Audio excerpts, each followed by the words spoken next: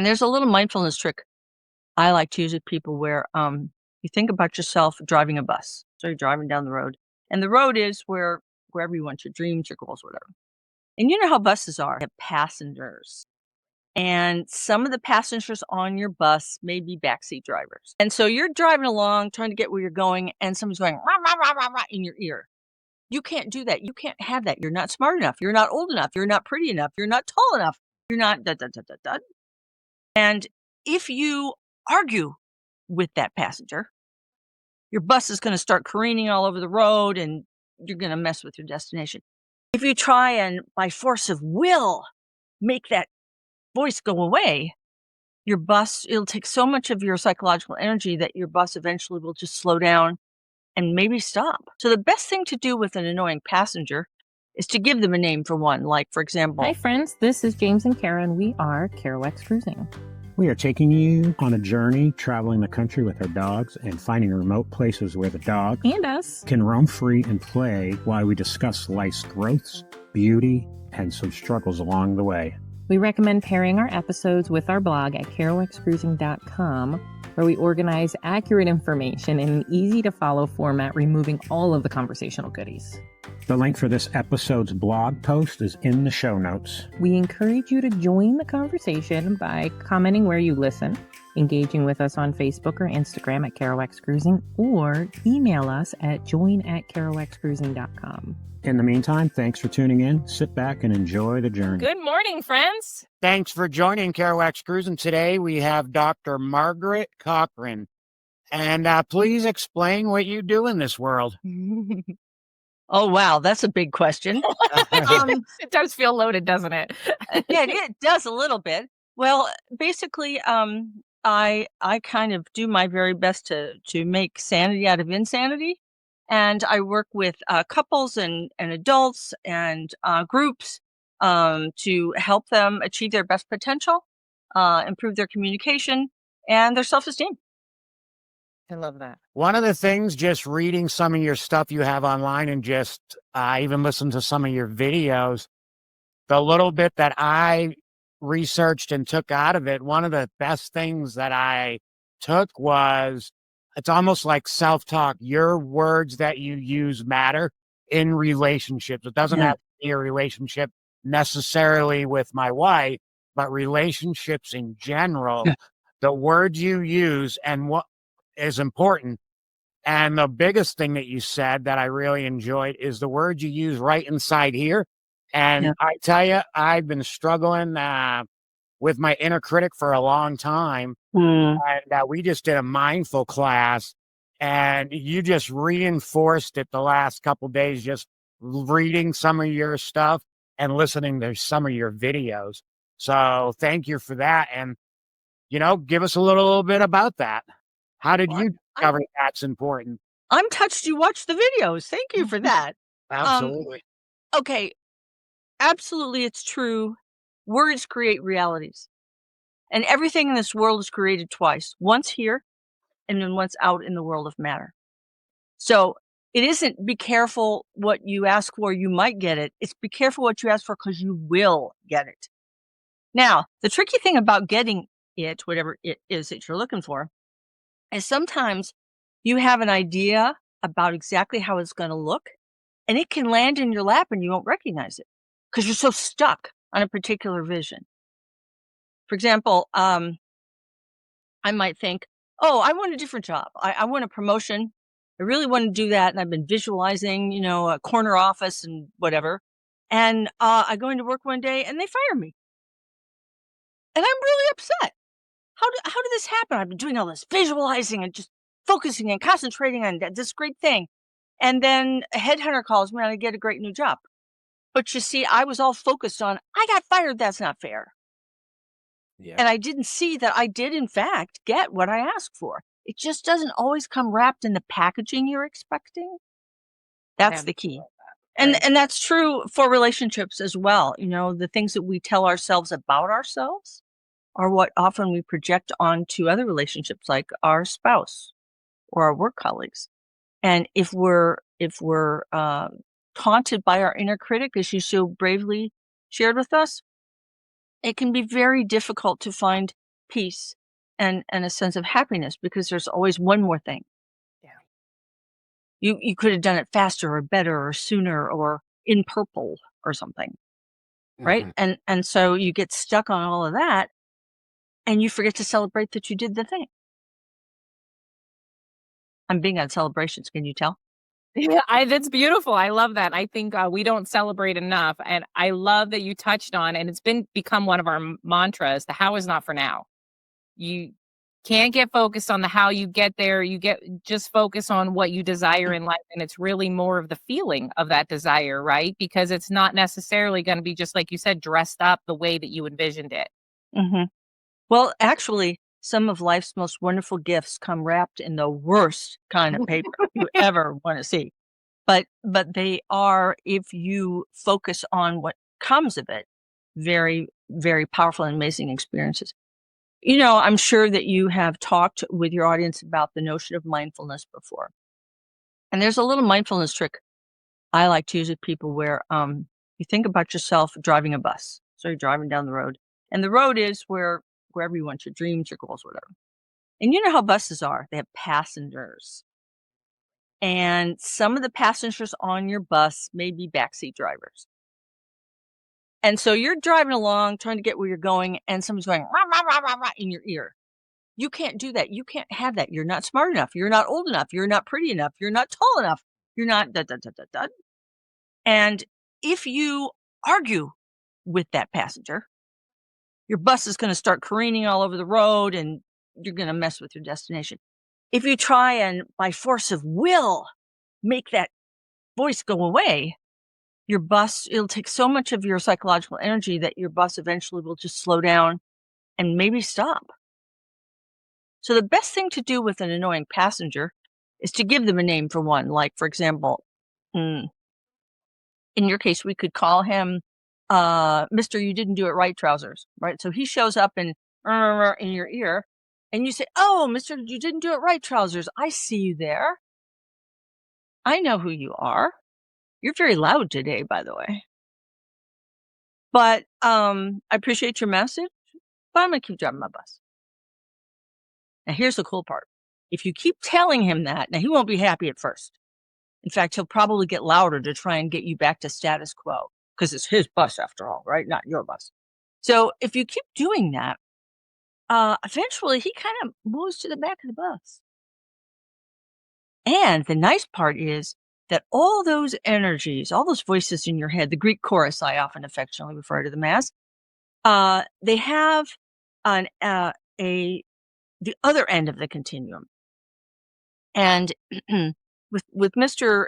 You're not doing it right trousers, on the other end, you have you're perfect in your imperfection. You're beautiful the way you are. And pretty soon, as Mr. Critique trousers goes to the back, that new voice comes to the front and he starts to remind you of course you're going to make mistakes. Failure is part of success. Can't have success without failure. So fail away, embrace your failures, own them, ask for forgiveness, make amends, whatever you need to do, and drive your bus. That is my favorite analogy ever. It's so beautiful. And it's so accurate. I love that so much. Thank you for sharing that with us. You're welcome. And you speak of it, right? And we've been on, trying to heal ourselves for probably over 2 years. And that analogy was super good. And it's not always as easy as it sounded when you just said it. Because, 2.5 years later, I'm still trying to get meditating right, if it's ever right, and get rid of my inner critic, which I named Bob. After your Bob, I love father. that. So it's tell us a little bit about, if you're working with somebody, how long does something like that, now I just give you a little bit about me and you can use me if you want, but you can use anybody.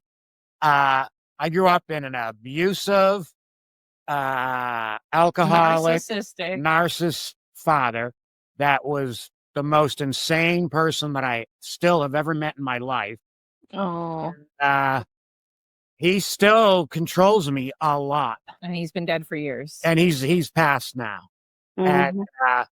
the limiting beliefs are, just so many things when I was growing up that I'm still trying to get out of my head, that I don't believe.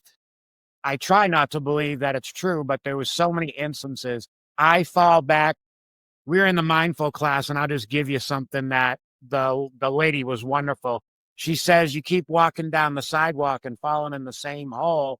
You get Yeah, out, you yeah. try to walk down the sidewalk again, and you fall, and it takes you a long time to get out. It's time to go down this different road. And I'm trying to go down a different road, but I still go backwards once in a while. So in your practice, how do you get somebody in my predicament to see? Because what I am after is to live a joyful life with happiness and tons of experiences. Okay. Well, there was one part she left out of that story. Um, and that is the first day you fall into a hole and you don't know how you got there and you're really mad and it takes a long time to get out. You're in a victim mode. The second day you get up and you start off to work and you fall in a hole again and you say, "Damn it, I'm in a hole again. I can't believe this. I just got out of one yesterday." But it doesn't take quite as long to get out. The third day you get up and you go off to work and you walk down the street and you say, "Ah, a hole." And you walk around the hole. So the recognition step is very important. And then on the fourth day, it's take a different street, right? But you can't take the different street until you can recognize the hole when it's staring at you. And those are what you talked about, limiting beliefs. In my world, we call them cognitive distortions. They are ideas that are based on fallacies, lies, anger. You know, the thing with narcissists, God bless them, you We hate them, but they're the biggest teachers. yeah, they are actually, bless their hearts. I'm sure you've heard that phrase, "Bless your heart." Have you heard that one before? Well, it's really a lovely phrase that comes out of the Southern United States, and it allows us to say anything we wanna say about anyone, and then we follow it up with "Bless your heart," and then we're good. It's alright, you know? So, narcissists, bless their hearts, right?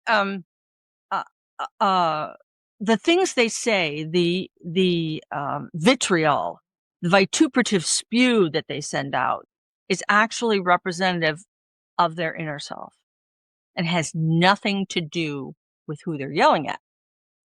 Now, here's the tricky part. When you're an adult, you can say, "Yeah, you're no, I'm not doing that. I'm leaving." But when you're a kid, you have no power, no agency. And as an adult, you might say, "What's wrong with that person that they talk that way?" But as a kid, you say, "What's wrong with me that my dad does that?" And so it becomes almost genetically woven into your sense of self. So you're not alone. Growing up with narcissistic parent or parents is a pretty horrific thing to do. It's worth saying that the predisposition for narcissism is inherited, just like other personality disorders, schizophrenia, bipolar disorder, all that stuff. There are genes for it. It's heritable, but how it's expressed can be exacerbated or ameliorated depending on the environment. Now, I'm going to tell you something that I'm getting about you, and you can tell me if I am wrong. Your wife can tell me if I'm wrong because she knows you better than anybody. Um, you have a beautiful soul. You are just teddy bear guy. You want everyone to have a cookie and a glass of juice. You don't want to harm people except yourself. You do that, but you don't want to do that to other people. And you are the sweetest man. Uh, and your father was very threatened by you. Do you understand what I mean when I say that? Yeah, absolutely. He was very threatened by you. And because you scared him so badly, he was particularly hard on you because you were everything he could never be. You were everything that exposed his wounds. Do you understand what I mean by that? Yep. Okay. Now, how do you feel about my telling you stuff you haven't told me? How do I feel? Yeah, how do you feel about that? I feel a little emotional. Okay. Did I scare you? No. Okay. No, no. I'm not I even always check 'cause scared, sometimes I scare people when I do that, so I just but you definitely, I don't know, hit a nerve, but I mean, I think you were dead on. your Yes. wife says yes. Okay. So so that, um, gift that he gave you of the inner attacks, right? Um, it really it really is a gift, not wrapped well, but it's a gift. And as you come to embrace that and make peace with that, you'll be even more than you can imagine. I don't know how to tell you. I'm one of those sort of unusual people that can see people not just for their bodies, but like for more than that. And you both have lots and lots of good juju around you. You're in a very both of you are very loving people. You express it differently, but you both have that.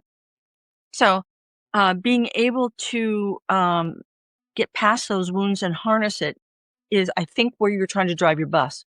So if you were my person I was working with, what I would do is two things.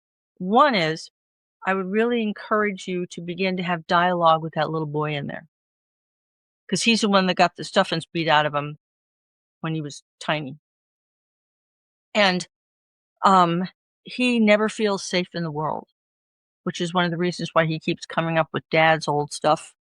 Because those were the things he learned.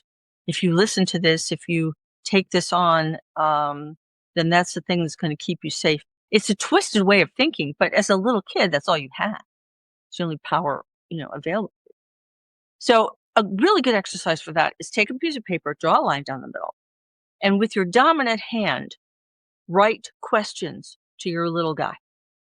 And with your non-dominant hand, use a pencil or a crayon or whatever you want and let him answer you. Now, the reason why that's such very powerful exercise is, as you're probably both aware, the brain is cross-wired. So you're literally talking to the other half of your brain. And mostly that half of your brain was shut off for protection reasons. Your creativity, your intuition, your sensitivity, all that stuff, that was dangerous when you were growing up. So now what we have to do is have you, the man, and that little boy develop the relationship that you and your father never had. Now, I will tell you when you start this exercise, if you decide to do it, a really good thing to have is if you have anywhere a picture of you when you were a little guy, a favorite picture of you. Sometimes in narcissistic families, there aren't a lot of good pictures, but if there is one, put it somewhere where you're doing this exercise, you could see him. And just ask him stuff like, how are you feeling? What makes you feel safe? What do you need? What's this like for you? And he may tell you to, drop dead. I don't trust you. I don't trust grown-ups. They lie, they hurt me. So it may take a little while to nurture him into talking, just like you would a scared being of any kind. Time and support and love and stuff like that. Another technique to use is when your um, inner critic attacks, and I do mean attacks, that's how it feels. The best thing to do is to ask yourself three questions. One, what is it that's upsetting me? I mean, lay it out. What's bothering you? Two, what evidence do I have to support that idea? And three, what would I tell somebody who came to me with that question or problem?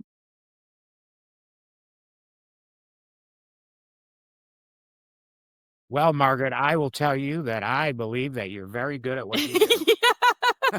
I did not see us going down that intense road, but geez,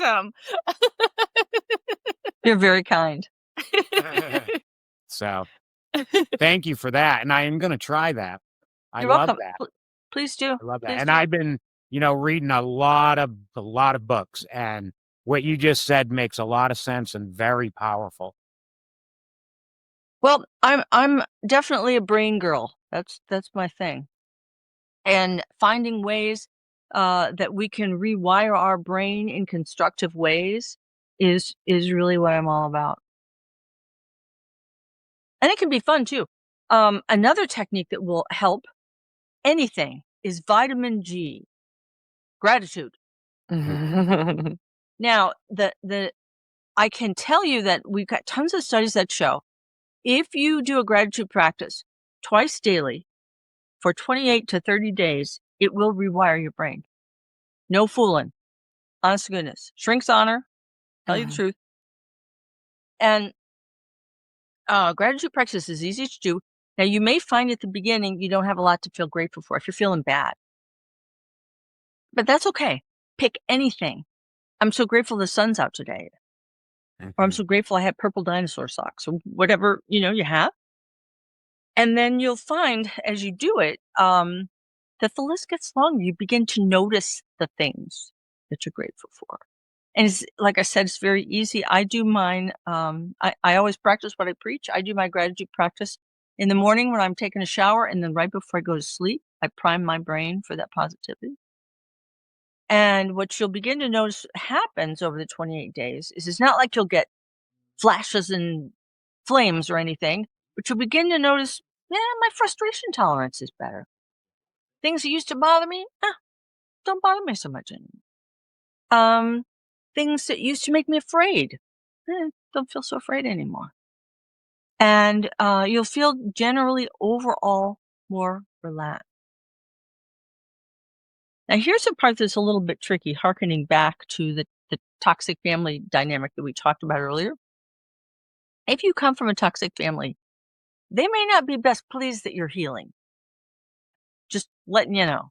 So if you try to go back to a family gathering and you're just kind of cool and unflappable and comfortable with yourself, that's likely to promote a spike in narcissistic behavior because they're going to poke the bear to try and get you to go back to what they think of as status quo. So if you are, because we're at the holiday time, so go back to family. If we have some family members who are somewhere south of healthy, shall we say, then set a time for how long you're going to spend there before you go. And if you're bringing a spouse or partner, have a clear signal that if something comes up that makes you really uncomfortable and you need to make a hard boundary and leave, that you can give that signal and you go. You don't discuss it. You don't argue, none of it. You just, okay, thank you. It's time for us to go. But wait, we haven't done this or that. I'm sure you'll have a wonderful time. Good night. And go. Now, in some cases, the family may be so toxic that you just need to not go. Do a Friendsgiving or something else like that. But if you do go be with family, and this is birthdays, weddings, bar mitzvahs, whatever, just be sure that your boundaries are really clear. And if someone attempts to provoke you, one that often happens is political discussions. You'll go to the dinner and Uncle Frank will decide he's going to explain to you why you don't understand economics and your basic values are askew. And if he's had a drink or two, that doesn't help, because he's like into it, right? So he's, and you say, when he comes up for air, you say, that's a very interesting perspective. It's not one I share, however, and walk away. Don't debate. Don't do it, because he's so defended at that point, it'll just end up in a shouting match. Yeah. So the best thing to do is get the hints, go have some hors d'oeuvres, whatever, or it may be time to go, But be sure if you set those boundaries, be true to them. Don't let anybody talk you out of being yourself. Especially you two. You two have good juju. We need that right now. Lots of that. So don't let anybody talk you out of being who you are. And you will find that people will begin to engage with you differently. because now we got a lot of good stuff cooking in your brain, a lot of good chemicals up there. And we got some oxytocin, some dopamine, all the goodies, right? And the studies have been done about oxytocin. They did a cool one where they put somebody in an MRI scanner with just their arms sticking out, and they had three people. One was their spouse, one was a good friend, and one was a total stranger. And they would have them, without the person in the scanner being able to see who it was, they'd have them touch their arm and their hand that was sticking out of the scanner. And we saw dopamine spikes. The highest dopamine spike was with the partner, because you just knew, The second highest was with the good friend. But even with a total stranger, you got a dopamine spike when they touched you. And that's why we have the urge to hug people, isn't it? When you see them stressed or crying, we don't consciously think, oh, they need dopamine. We just have this urge to go and, hold them. I work with animals quite a bit, and they produce a lot of oxytocin and dopamine in people. And we do that for them. So that touching is really important. And being able to, of course, teach people how to do that safely if they have been harmed by touch, ways that they can set boundaries so they don't feel overwhelmed or uncomfortable. And there are some people who use touch maliciously, either sexually or with physical abuse of another kind. And we have to set clear boundaries with them as well. Yeah. You answered that beautifully. Yeah. Thank you. So I'd love to talk about, obviously you're extremely knowledgeable. You have a ton of certifications, you are all over the space. You talk about metaphysics.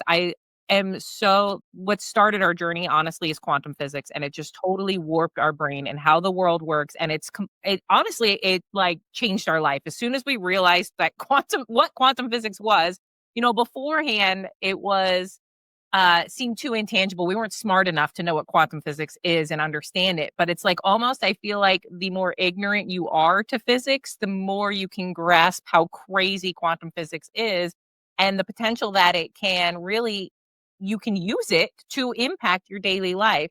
And that was a tangent I don't think I was planning on going on, but when you do hypnotherapy, you're all over the place, and the tools that you have available to you, and you combine clinical therapy with energy therapy, hypnotherapy, all of these things. So Mm. talk a little bit, I guess, about the tools that are available to you that you use in your practice.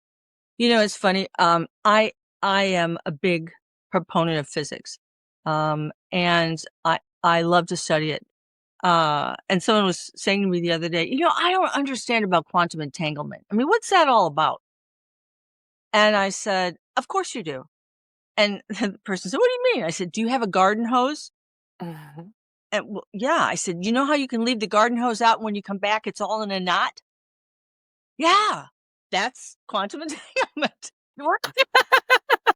It works for jewelry too. You can leave your jewelry, a necklace or something laying out. You come back and it's all wrapped around itself. True. So there's physics in a nutshell for you. Well, it's the idea that everything is energy, and that's what physics teaches us. And the other thing that's really important is there's an interface between the concept of energy and consensual reality. And I always say to people, beware of consensual reality, because it can limit you in a lot of ways. Now it's handy to have gravity's consensual gravity's a good thing. That whole planet spinning thing, that's consensual. That's kind of positive. So the sun, there's some stuff, that's good to know. For example, if we looked at it from a pure physics energetic standpoint, this chair that I'm sitting on is not a solid object. But we have consensual reality that says, yeah, it's solid. For purposes of this argument, it's a solid thing. So I'm going with that so I can stand the chair. But that interface between the two, where it gets sticky, is with consensual reality. There are statements like, you can't have your cake and eat it too. Mhm. Now that's just plain ridiculous. If you've got cake, of course you're going to eat it.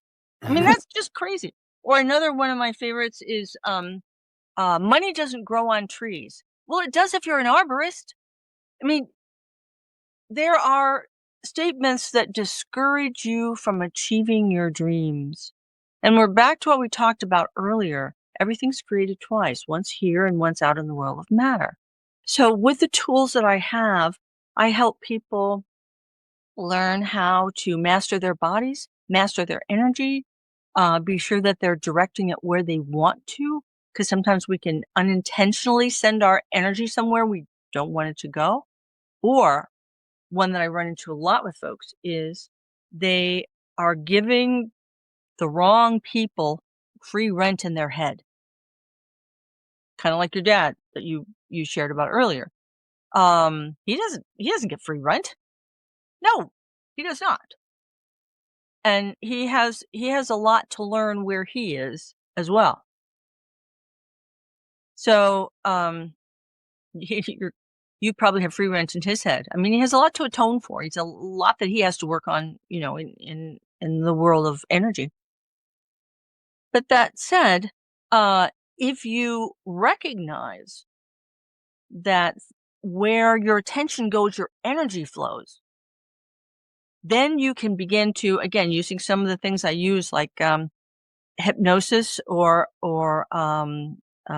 emotional freedom technique, EFT, a lot of different things to help you recognize, okay, I've been sending my energy this way. It's not really what I want. I want to go that way. I do hypnotic anesthesia in the operating room. And I'll tell you a funny story about that. I was, this guy was a police officer, and somebody shot him in the knee, and it just blew up his patella. So we were doing a patelectomy.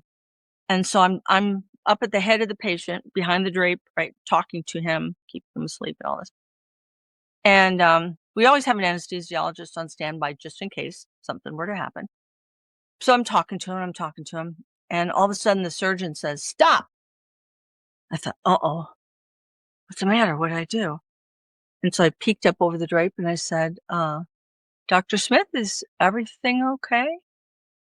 He said, "I was getting very relaxed. So I need you to stop talking for a little bit." Because he was inadvertently, I was drawing his attention. And he was just, feeling really good. So sometimes your attention gets pulled and you're not aware of it. And you got to watch out for those energy vampires because they will suck you dry.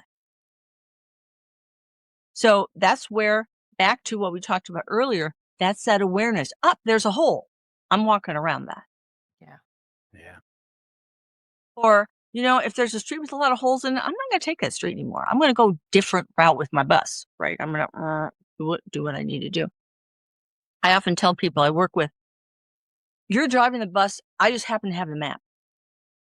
I can tell you if you go left or right, what's going to happen. And you know what's really interesting? People get mad at me. How could you know that?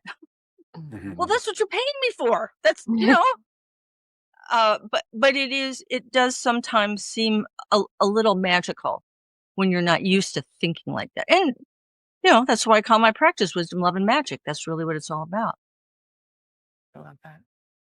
So just recognizing that the most powerful tool you have is your words and your beliefs about yourself and the words you say to others. I have a book called Sylvie and the Magic Power Sticks, and it's a story about this little girl. And she was told by her family, basically, she wants everyone to see magic, and they all tell her she's silly. That's just ridiculous. So I was having a classroom full of third graders illustrate this book. And so one of the little girls was assigned to draw the magic that's all around us.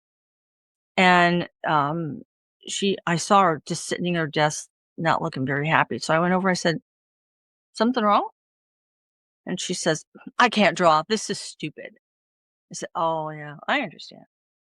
I said, "Well, I'll tell you what, I brought my wizard hat with me, and I found it to be a very powerful hat. So I'm going to leave it with you, and you can use it or not, whatever you want to do."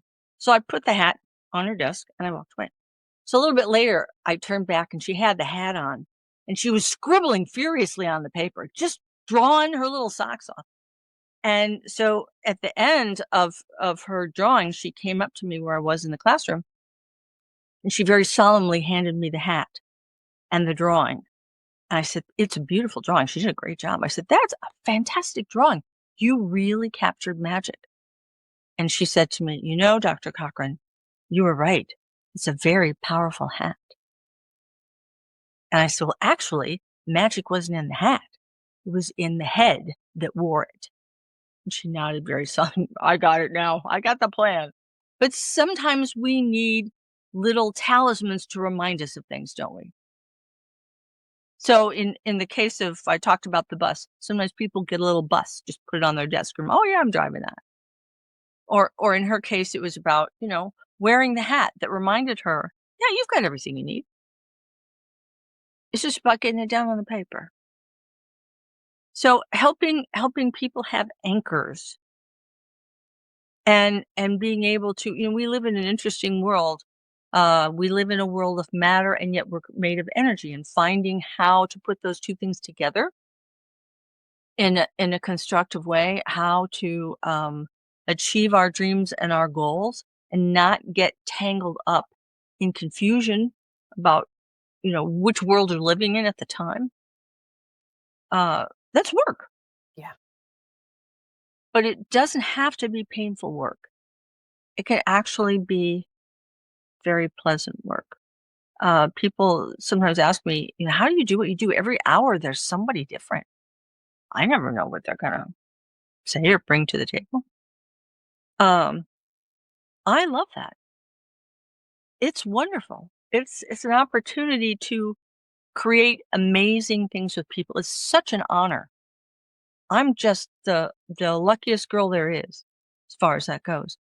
Uh, but the difference between me and someone who would think my job was hard is I really skillfully tolerate ambiguity. Uncertainty doesn't bother me. It's just an opportunity to create something amazing. I feel like that's one of the things that we are learning almost the hard way, is to, I guess, go with the flow and uncertainty. But I want to touch on, because I feel like, especially when you're beginning this journey, one of the most difficult things to like bring together and meld together, or I guess, I don't know, is the idea, again, that thoughts become things, and but unconsciously or accidentally manifesting things that you don't want when you're slipping into those negative flows in life. You're in a downspout, and now you're like trying to force those positive thoughts to prevent negatively manifesting. So essentially toxic positivity. So I want you to talk about a little bit, I guess, that bridge um, in there, since we touched on it a little bit at the beginning. Okay, so there's an old saying, you can't clean the kitchen if you won't see the dirt. And toxic positivity is really just that. You got to see the dirt. You got to say, yeah, this is, and that, oh, now we're in it. That is what's happening right now planet wide. We are in a big transition energetically. And certain players have shown up, bless their hearts, to say, here's your dirt. There it is, warts and all, your misogyny, your racism, your disrespect for human beings and other living creatures. Here it is. There's your slime. And we have the opportunity now to decide, who are we going to be? What are we going to do? It's horrible and exciting at the same time. And one of the tricks about doing work is to be able to hold seemingly dichotomous things. It's wonderful and it's horrible at the same time. But as long as you recognize that, sometimes people come to me and they say, I want help. And then so we talk about what they need to do, and well, I don't want to do that. No, I I often liken myself to being a hairdresser, where people go in and say, I want a whole new look, but don't change anything. I've been that person. So it's the idea that if you want to change something, you got to change some things. It has to happen. In fact, it's so amusing to me that people try so hard to avoid change because it's the only constant in the universe, and death is part of it. If you look at the tarot cards, the death card usually doesn't mean physical death. It's about big change. Mhm. And often when big changes come, instead of saying, "Wow, this is a great opportunity to do this and that," we go, "No, no, not change, no." And so we'll run away from amazing opportunities. So we have a chance now to run into the fire and come out transformed.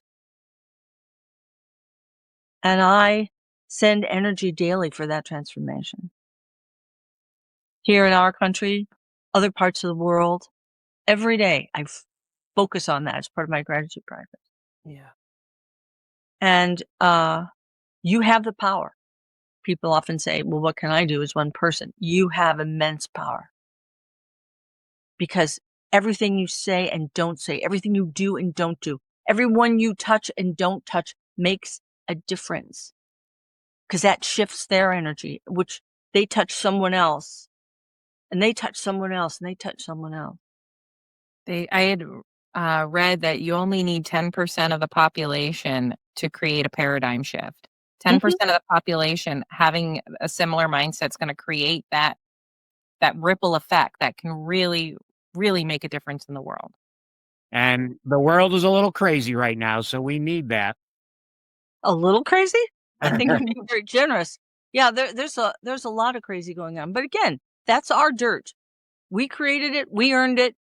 It's time now to clean it up. Absolutely. And there are people who are really scared of that. I understand. Bless their hearts. I get it. But it is happening. It is happening. And it's often human beings are interesting. We often learn in opposition, don't we? We have to have something that scares us or alarms us or makes us angry for us to take action and say, "Hey, I need to do XYZ." And part of the change that's coming is we won't have to learn always by opposition anymore. We'll just be able to say, "Hey, I think that could be better," or "I think we could do more." Nobody has to get hit at a crossing to put up a stoplight. We can just put up a stoplight. I Yeah. love that. So it's a whole different way of problem solving, I guess is the best way to put it. So if you come at it from that positive sense, and in a lot in a number of situations, um, he'll say, "Well, we could just do this better. It would just be cool to do this better." And people look at you like you have two heads. What's wrong with you? If it ain't broke, don't fix it. Oh my god, hate that one. That's one of those consensual reality things that I just despise. Um, it's okay to be happy. It's okay to have something that's better than you can imagine. It's okay to dream a world that everyone's told you can't have. And it's wonderful. One of my little kids, my little kid client said to me, "So, Dr. Cochran, you're old." And I said, "That's true." I mean, he's 7, so I'm pretty ancient. So he says, my mom says that old people either die or they retire. Are you gonna do that? And I said, "Well, I don't have any immediate plans to." And he said, "Good, because I'm not done yet." So he had the perspective that it's a process, which is amazing because so many of us get stuck on the product. Okay, it has to be now. It has to be finished now. No, loving is a process. Living is a process. And being able to be present in the moment, being aware you're driving your bus and what's in front of you on the road, not getting distracted by a bunch of passengers who are yelling at you. That's what makes life really worth living. I had one of my teenage clients say to me, he was working on some paper for school, and he said, "So, Dr. C, what's your legacy going to be?" And I said, "Well, that's an interesting question." I said, "I think my legacy's you." He said, "What do you mean?" I said, everything you learn and everything you do, you will go out and teach other people and touch other people. People that haven't been born yet, people that you don't know, because you'll touch someone who touches someone who touches someone, and things will happen far out into the world that you're not even aware of. And that, for me, will make me die a very happy person. But not yet. Yeah, yeah. That's if all of us could look at our actions, even just the smallest little things that we do, smile at somebody who's walking past us down the street, those little tiny things create exactly that, our legacy. They create a ripple effect of beauty, of positivity, yes, things on the outside look crazy, but we don't have to be crazy on the inside. If we can continue to keep ignoring the people in the back of the bus or coping with those people, learning our practices to get through, being able to focus on what's right in front of us on this bus. And I think that's really beautiful. Well, it's little things. I often make a habit of telling people stuff just out in public. Like, I saw a lady the other day and I went up to her and I excused myself. I'm sorry to interrupt, but you have absolutely beautiful eyes. You got the most beautiful eyes. And, you could feel her energy shift.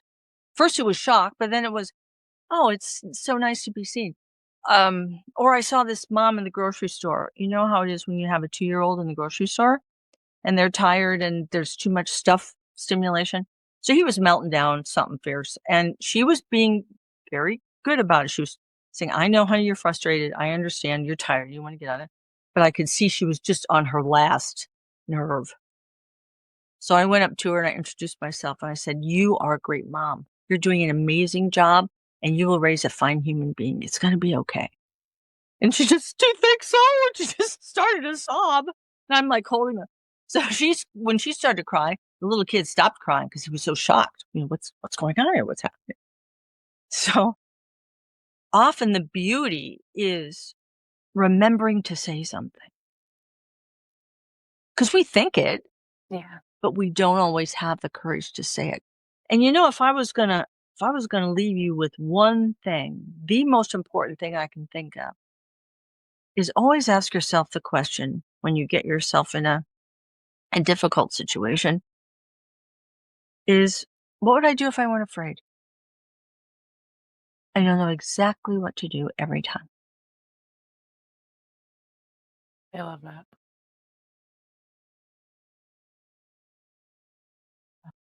That's beautiful. Did you have?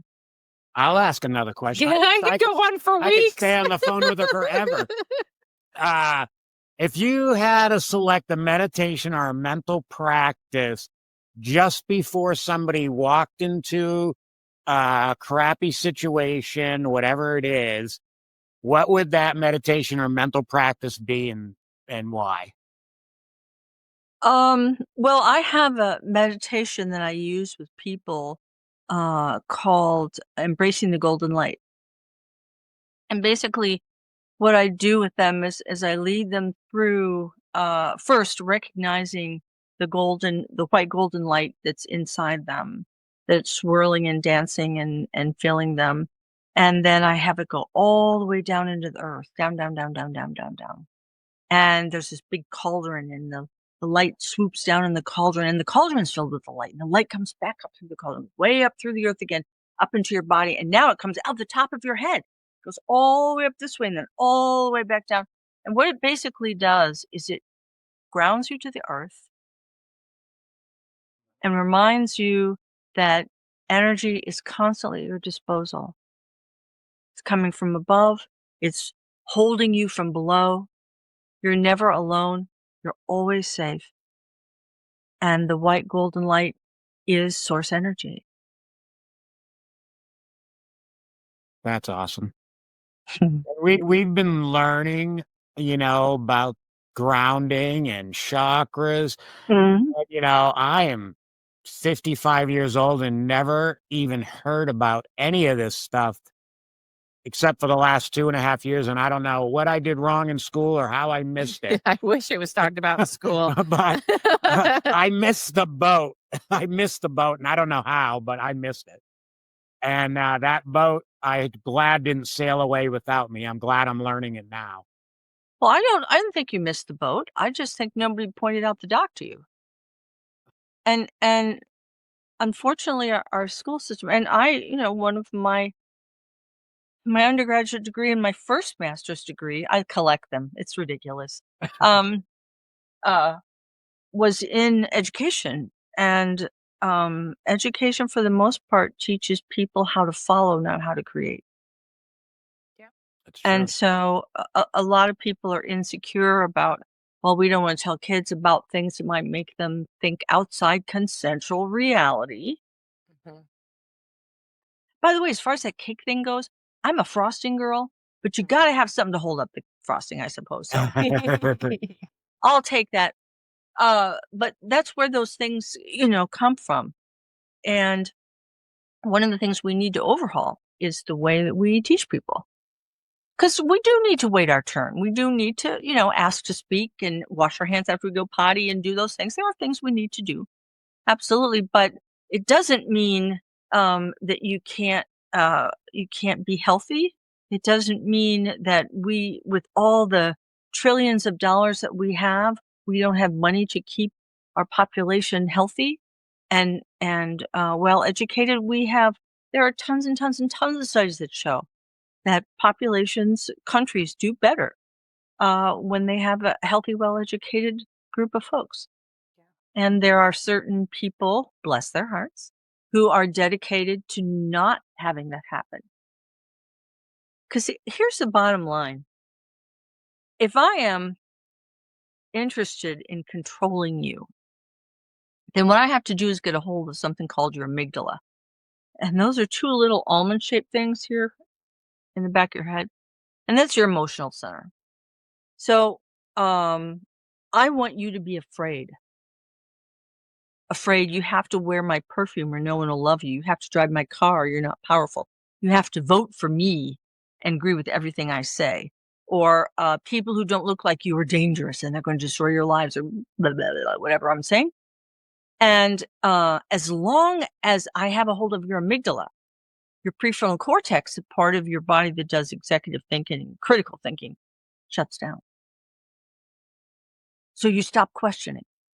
So the trick is, and again, back to our gratitude practice that helps keep us grounded, is when somebody says, okay, you need to be very afraid of this, whatever the this is, that you say, okay, now what's the this again? And what concrete evidence do you have that that's bad? And then you make a decision about whether that really makes sense from here, not from your amygdala. And so when you see somebody who's waving red flags and trying to get you all scared and excited, that's when you really need to start asking questions. Mhm. I don't care who it is. Yep. I don't care what political party they're in. I don't care what religion they're in. It's when they start to say to you, it has to be like this. Yep. Yeah, you need to start asking questions. I And think that so many of us in society, so I think you're definitely a breath of fresh air. We're so inundated with the TV and the news and the social media and the kid drama and the family drama and just all of the stuff going on. There's just so much of being in that fight or flight and working from fear 24/7. I think many people go decades without using their critical thinking, their prefrontal cortex. They are stuck in fight or flight 24/7 for decades. bless their hearts. Yes, they are. So, my job is to do everything I can to drag them kicking and screaming into that golden white light. Yeah. I mean, I don't want to tell you what to think. I just want to teach you how to think. Yeah. That's all that matters. So that you have free will and you can say, yeah, I really do embrace this. Versus, there's a difference between saying, I think I have to be this to be safe.